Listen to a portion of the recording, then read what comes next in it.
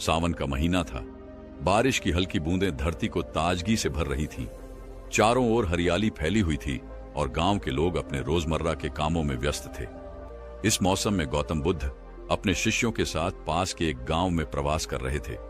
बुद्ध हर दिन सुबह सुबह गांव के चौराहे पर बैठते और वहां आने वाले लोगों को जीवन की गहरी शिक्षाएं देते। उनके शब्द जैसे जल की शीतल धारा लोगों के मन को शांत कर देते थे। गांव में बुद्ध की ख्याति बढ़ती जा रही थी। लोग उनकी शिक्षाओं को सुनने के लिए अपने काम छोड़कर आते। कुछ उनके प्रवचन से प्रेरित होकर अपने जीवन को बदल रहे थे। वहीं बुद्ध के शिष्य हर पल उनके साथ रहते, उनसे सीखते और उनके धैर्य और करुणा का प्रत्यक्ष अनुभव करते। लेकिन हर चमकती चीज सोना नहीं होती। जहां बुद्ध के प्रवचनों की सराहना हो रही थी, वहीं एक ऐसा व्यक्ति भी था जिसे यह सब स्वीकार नहीं था। वह व्यक्ति अत्यधिक अहंकारी था। उसके मन में बुद्ध के लिए ईर्ष्या और क्रोध का सागर उमड़ता था। ये तथागत कौन होते हैं हमें सिखाने वाले? उसने खुद से कहा। लोग इनके पीछे क्यों भाग रहे हैं? ये बस अपनी मीठी बातों से सबको फंसाना जानते हैं, पर मैं इन्हें बेनकाब करूंगा। उस व्यक्ति का नाम सुबंधु था। गांव में उसका बड़ा नाम था, शायद उसके पैसे और सत्ता के कारण, लेकिन भीतर से वह अकेला था। अपने क्रोध और अहंकार ने उसके रिश्तों को तोड़ दिया था। उसकी पत्नी और बच्चे उससे दूर हो गए थे। उसका गुस्सा उसकी सबसे बड़ी कमजोरी बन चुका था, लेकिन वह इसे स्वीकार करने को तैयार नहीं था।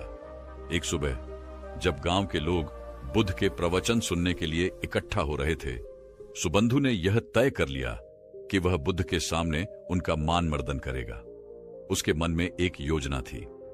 उसने अपने घर से बाहर निकलते हुए अपने मन में कहा, आज मैं इनकी तथाकथित शांति को तोड़कर दिखाऊंगा। देखता हूं ये मेरी बातों का जवाब कैसे देते हैं। गांव का चौराहा लोगों से भर चुका था।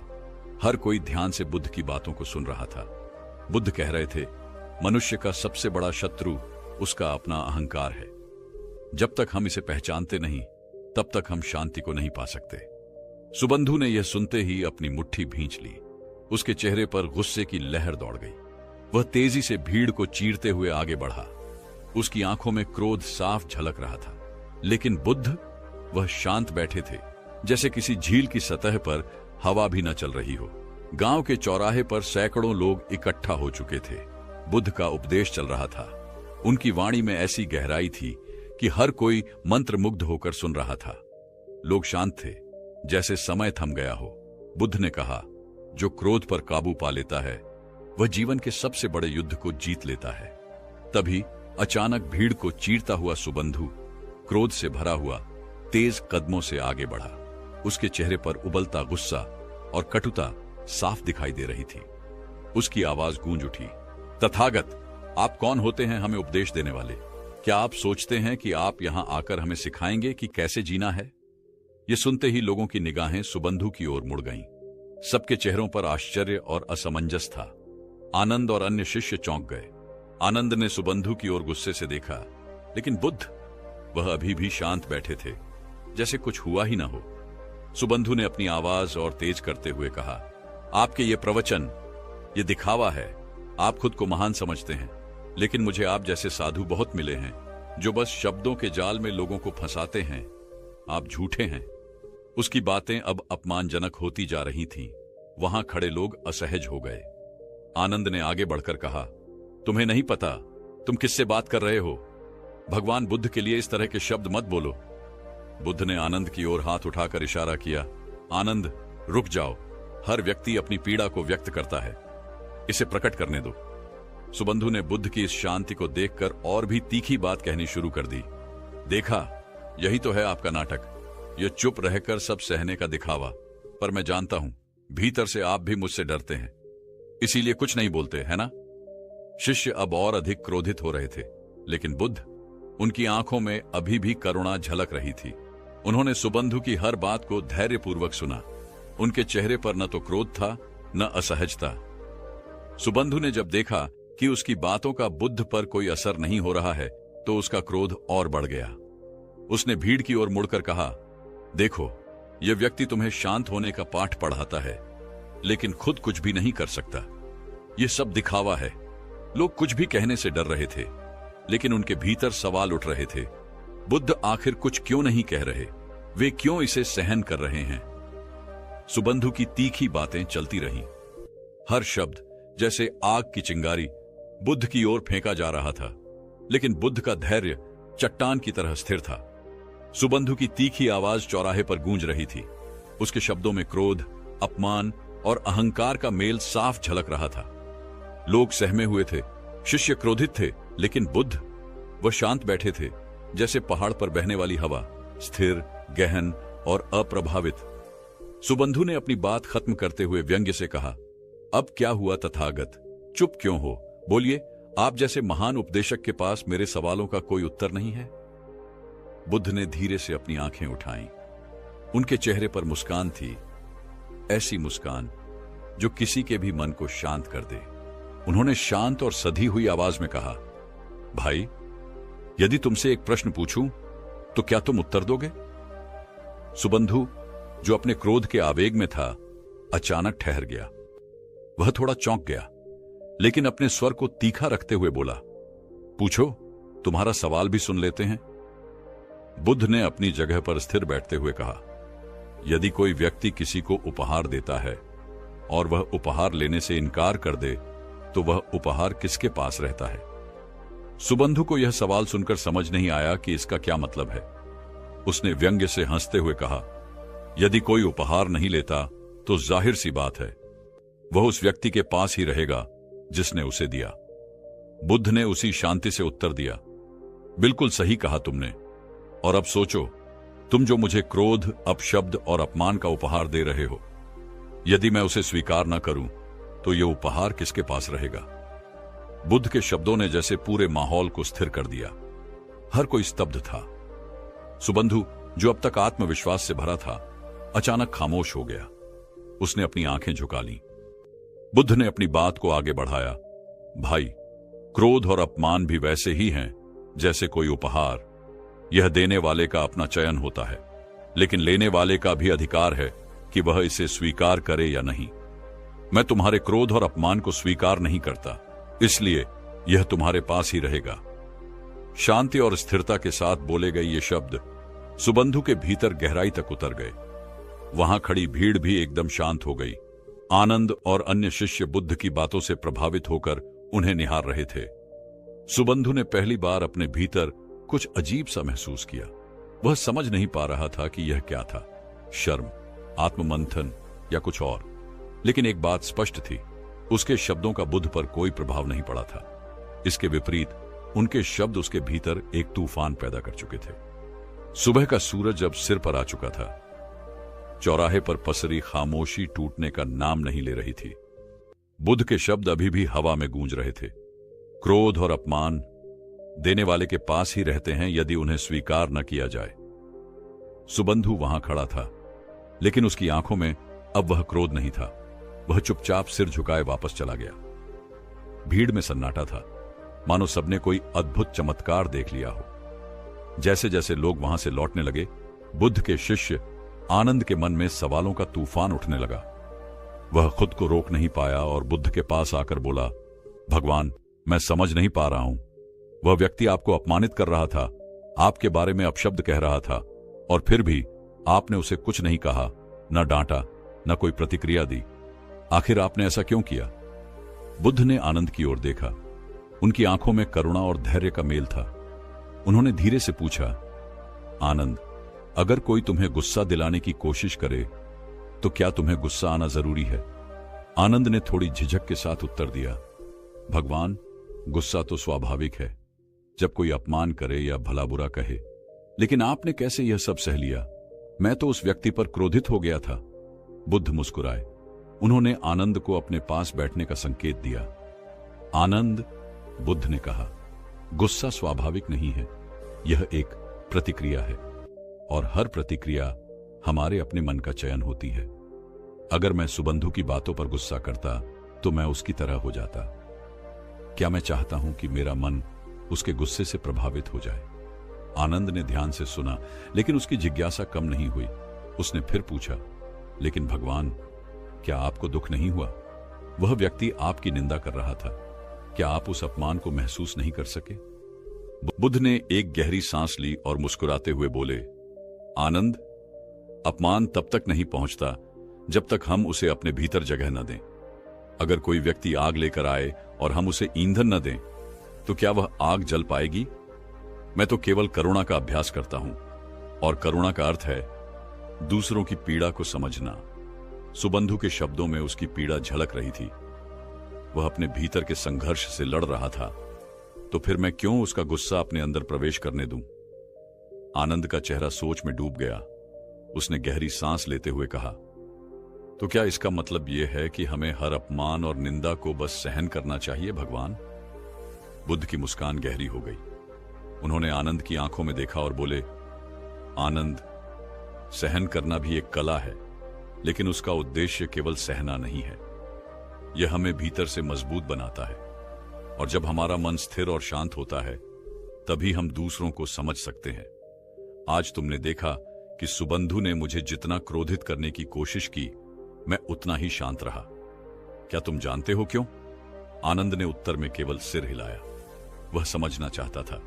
सुबंधु गांव की पगडंडी पर धीमे धीमे चल रहा था। उसके कदम थके हुए थे और मन अशांत। बुद्ध के शांत उत्तर ने उसके भीतर कुछ ऐसा जगा दिया था जिसे वह पहचान नहीं पा रहा था। क्रोध, जो उसकी पहचान बन चुका था, पहली बार उसे बोझिल लग रहा था।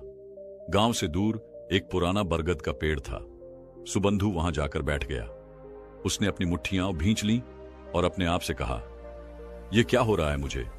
मैं हमेशा सही रहा हूं। लोग मुझसे डरते हैं, मेरा सम्मान करते हैं, लेकिन आज उस तथागत के सामने ऐसा क्यों लगा कि मैं हार गया हूं?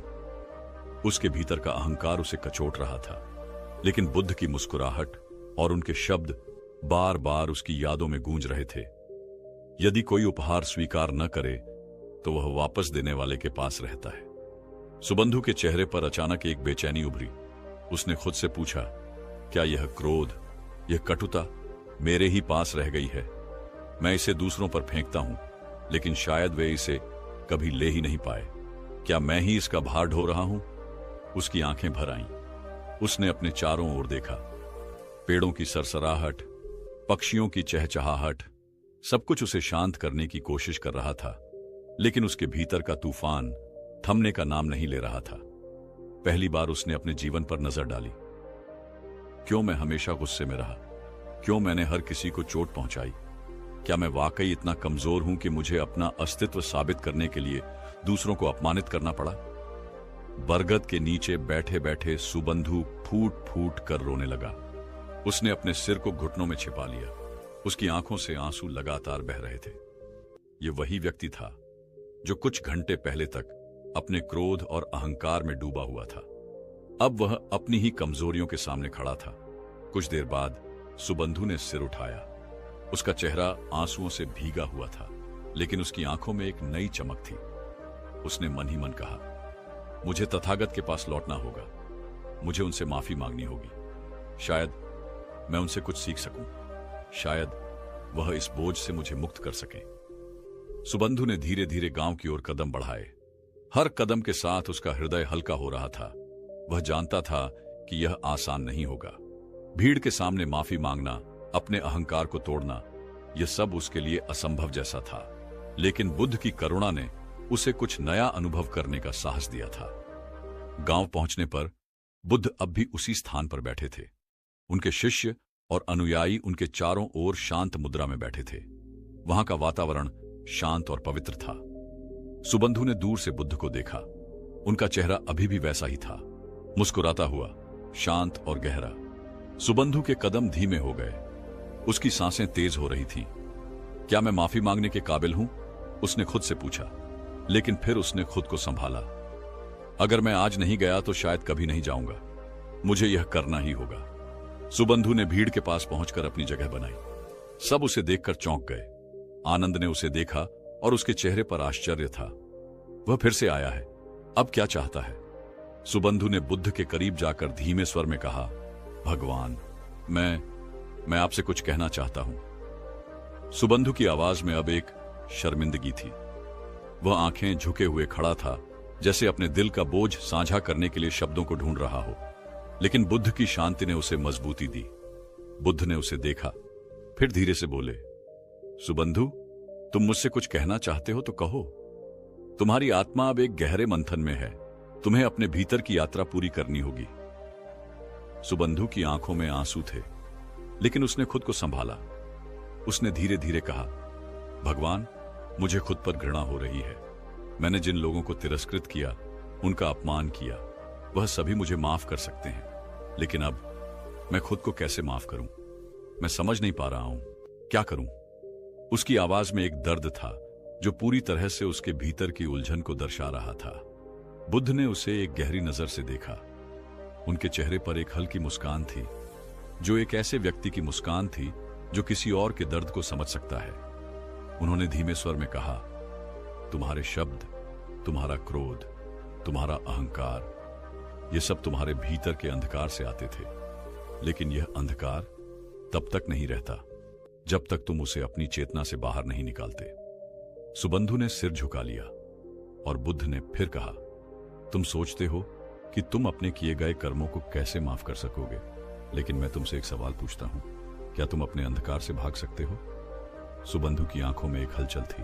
उसने सोचा, फिर धीरे से उत्तर दिया, नहीं भगवान, अंधकार से भागना संभव नहीं है, मुझे उसी का सामना करना होगा। बुद्ध की आंखों में गहरी समझ थी। उन्होंने फिर कहा, ठीक वही बात है सुबंधु, तुम्हारे भीतर जो अंधकार है, वह तुम्हारा क्रोध, तुम्हारा अहंकार, तुम्हारा भय, यह सब सिर्फ तुम्हारी आत्मा की छाया है, और एक दिन जब तुम इसका सामना करोगे, यह छाया धीरे धीरे मिट जाएगी, क्योंकि प्रकाश और अंधकार एक साथ नहीं रहते। सुबंधु की आंखों में अब एक नई लहर थी। वह यह समझने लगा था कि वह केवल अपने भीतर के अंधकार से भागने का प्रयास कर रहा था, जबकि उसे उसका सामना करना था। बुद्ध ने उसकी बातों को समझते हुए और भी गहरे शब्दों में मार्गदर्शन देना शुरू किया। तुम्हारे अंधकार के अंतर्गत जो दर्द है, वह सिर्फ तुम्हारे भीतर नहीं है, ये सब लोग सहते हैं। जब तुम अपने दर्द को समझते हो, तो तुम दूसरों के दर्द को भी समझ पाओगे। तुम्हारी करुणा तभी प्रकट होगी जब तुम अपने भीतर के घावों को पहचानोगे और उन्हें ठीक करने का प्रयास करोगे। सुबंधु की आंखों में चमक आ गई। उसने धीरे से कहा, क्या मैं वाकई इसे बदल सकता हूं भगवान? बुद्ध की आंखों में गहरी शांति थी। उन्होंने उसे संबोधित करते हुए कहा, यह परिवर्तन तुम्हारे भीतर ही है सुबंधु। तुम अपने विचारों, अपनी क्रियाओं और अपने दृष्टिकोण को बदलने से शुरुआत कर सकते हो। परिवर्तन हमेशा भीतर से आता है। जब तुम स्वयं को बदलोगे, तो तुम्हारे आसपास का संसार भी बदल जाएगा। सुबंधु ने एक गहरी सांस ली, और जैसे ही बुद्ध की बातों ने उसे आत्मविश्वास दिया, उसने महसूस किया कि वह सच में कुछ बदल सकता है। वह अब अपने भीतर की जंग जीतने के लिए तैयार था। सुबंधु ने बुद्ध की उपदेशों को अपने दिल में पूरी तरह से उतार लिया था। वह यह समझ चुका था कि उसका असली शत्रु बाहर नहीं, बल्कि उसके भीतर था। उसका अहंकार, उसका क्रोध और उसकी नफरत। बुद्ध के मार्गदर्शन ने उसे आत्म मंथन के लिए प्रेरित किया था, और अब वह अपने जीवन में एक नई शुरुआत करने के लिए तैयार था। कुछ दिनों तक सुबंधु ने अपनी दिनचर्या को पूरी तरह से बदल दिया था। वह पहले की तरह गुस्से में नहीं आता था। अपने भीतर की अशांति और घृणा को वह अब शांति और सहानुभूति से बदलने की कोशिश कर रहा था। एक दिन जब सुबंधु गांव के बाजार से गुजर रहा था, उसे एक छोटा बच्चा दिखा जो एक टूटे हुए बर्तन के साथ बैठा था। बच्चा घबराया हुआ था, उसकी आंखों में डर था। सुबंधु ने उसके पास जाकर पूछा, क्या हुआ, तुम डर क्यों रहे हो? बच्चे ने कांपते हुए कहा, मुझे बर्तन को ठीक करना था, लेकिन मैं इसे और भी तोड़ बैठा। अब मुझे डर है कि लोग मुझे डांटेंगे। सुबंधु ने बच्चे की आंखों में देखा, और उसे पहली बार महसूस हुआ कि यह बच्चा उस दर्द का सामना कर रहा था जो कभी वह खुद महसूस करता था। वह बच्चा भी अपमानित होने और अपने की गए गलतियों के लिए डर रहा था, ठीक जैसे सुबंधु कभी अपनी क्रोध की वजह से डरता था। सुबंधु ने धीरे से बच्चे को अपने पास खींचा और कहा, देखो, हर कोई कभी न कभी गलती करता है। यह बर्तन टूटना कोई बड़ी बात नहीं है। असली बात यह है कि हम अपनी गलती से क्या सीखते हैं। यह सुनकर बच्चा थोड़ा शांत हुआ, और सुबंधु के शब्दों ने उसे कुछ आश्वस्त किया। सुबंधु की आवाज में वह सच्ची करुणा थी जो बुद्ध के उपदेशों का परिणाम थी। सुबंधु के भीतर एक अद्भुत बदलाव आ चुका था। पहले वह किसी की कमजोरी का मजाक उड़ाता था, लेकिन अब वह दूसरों के दर्द को समझने लगा था। वह किसी के प्रति क्रोध नहीं रखता था, बल्कि अब वह हर व्यक्ति में करुणा और समझ देखने लगा था। वह धीरे धीरे बदलता जा रहा था। अब वह एक नई सोच के साथ हर स्थिति का सामना करने लगा था। अब उसे खुद से नफरत नहीं थी, बल्कि वह खुद को स्वीकार करने और सुधारने की कोशिश कर रहा था। कुछ दिन बाद गांव में एक और घटना घटी। गांव के एक बुजुर्ग व्यक्ति को कोई समस्या हो गई थी और कुछ लोग उसकी मदद करने के बजाय उसे हिकारत की नजरों से देख रहे थे। सुबंधु ने यह देखा और बिना किसी संकोच के उस बुजुर्ग के पास गया। उसने उनकी मदद की और सभी को दिखा दिया कि कैसे एक व्यक्ति का हृदय बड़ा हो सकता है अगर वह खुद को समझे और दूसरों की मदद करने का अवसर दे। गांव के लोग अब सुबंधु को एक नए रूप में देख रहे थे। वह वही व्यक्ति था जो कभी गुस्से और घृणा से भरा हुआ था, लेकिन अब वह करुणा और शांति का प्रतीक बन चुका था। सुबंधु को अब यह एहसास हो चुका था कि असली ताकत अपने भीतर के अंधकार से बाहर निकलने में है। उसका परिवर्तन धीरे धीरे गांव में न केवल उसकी जिंदगी में, बल्कि दूसरों की जिंदगी में भी बदलाव ला रहा था। वह अब पूरी तरह से बुद्ध के उपदेशों पर चलने के लिए तैयार था। उसने अपने अहंकार को छोड़ दिया था और उसकी आंखों में एक नई जोश और सुकून था। वह दिन सुबंधु के जीवन का एक महत्वपूर्ण मोड़ था। अब वह बदल चुका था। उसे अपने भीतर की शक्ति का एहसास हो चुका था।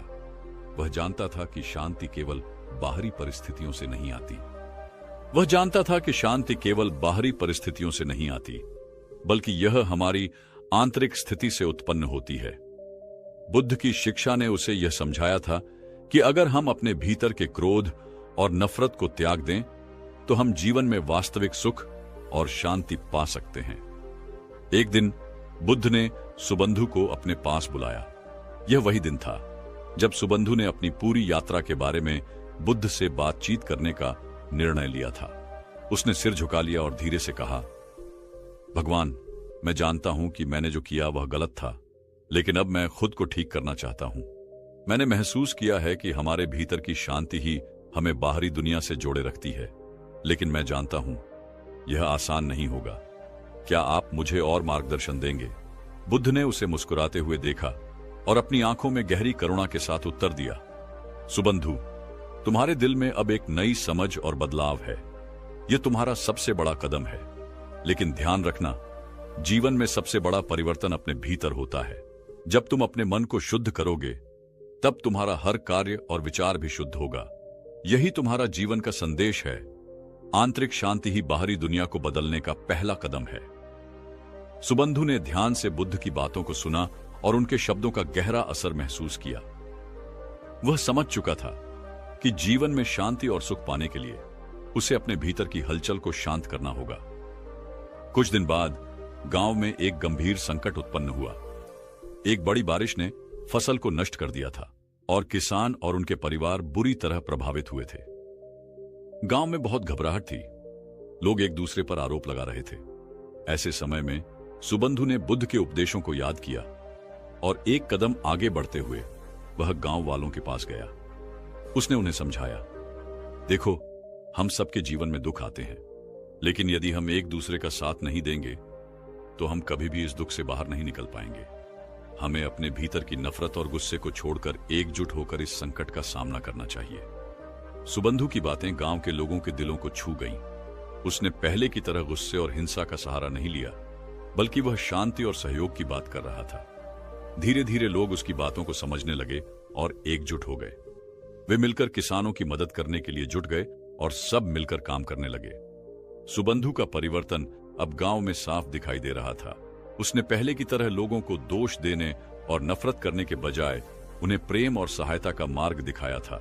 गांव में अब एक नई उम्मीद और साहस का संचार हो चुका था।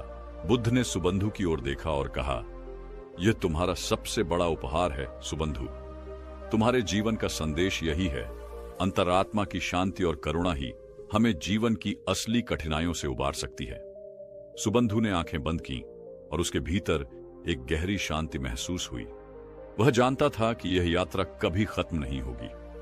जीवन हर दिन नए अनुभवों और चुनौतियों के साथ आता है, लेकिन अगर हम अपने भीतर की शांति और प्रेम को बनाए रखते हैं तो हम किसी भी मुश्किल को पार कर सकते हैं। कहानी से हम यह समझ सकते हैं कि जीवन में शांति, करुणा और आत्मनिरीक्षण के महत्व को समझना कितना आवश्यक है। गौतम बुद्ध ने हमें यह सिखाया कि क्रोध, अहंकार और घृणा केवल हमारे भीतर के शत्रु होते हैं, और केवल जब हम अपने दिल और मन को शुद्ध करते हैं तभी हम सच्ची शांति और खुशी पा सकते हैं। सुबंधु का परिवर्तन यह सिद्ध करता है कि अगर हम अपने विचारों और भावनाओं को नियंत्रित करने में सफल होते हैं तो न केवल हमारा जीवन बदलता है, बल्कि हम अपने आसपास के लोगों की जिंदगी को भी बेहतर बना सकते हैं। यही असली सफलता है, अपने भीतर की शांति को पाकर दुनिया में सकारात्मक बदलाव लाना।